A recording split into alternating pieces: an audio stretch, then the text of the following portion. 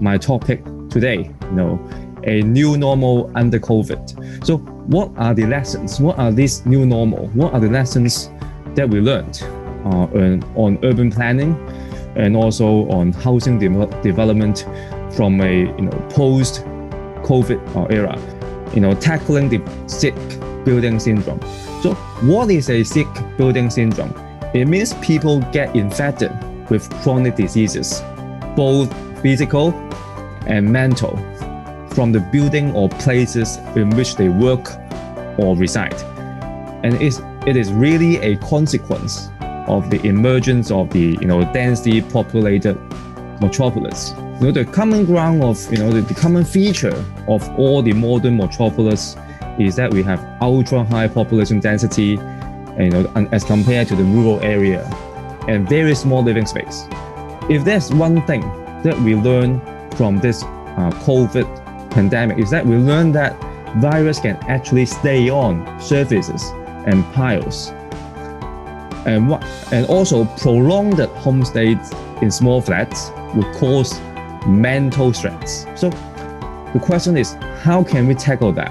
And there are 3 town planning measures that can do.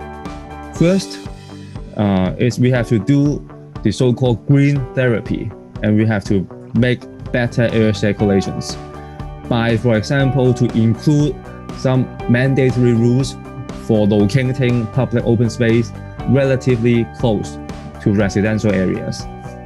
And also, for example, to transform some of the unofficial open space into the official open space, such as urban fringe parks and also vacant hillside area. And also we can encourage private sector involvement in places like shopping mall podium, plaza. This is actually similar to the London's pseudo public open space. And also we can try to prevent the water effect through measures such as wider street, the retreat along the street, and also the restriction of shadow. There are also some other smaller town planning measures that we can do.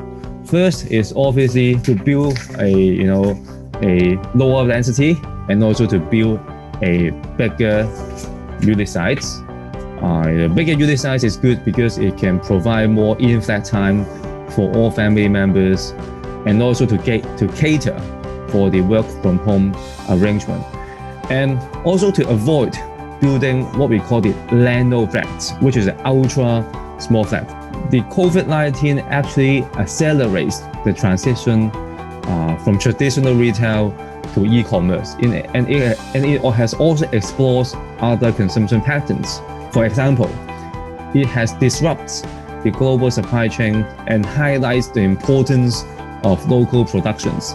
We will see a rising demand on logistics and also industrial space, and these space have to be modern, has to be smart, and we need to think about how to meet these demands, because especially in areas like Hong Kong, we have been moving away from providing industrial space to provide office space and also retail space. We sort of have to move back and to again provide more logistics and industrial space in that perspective.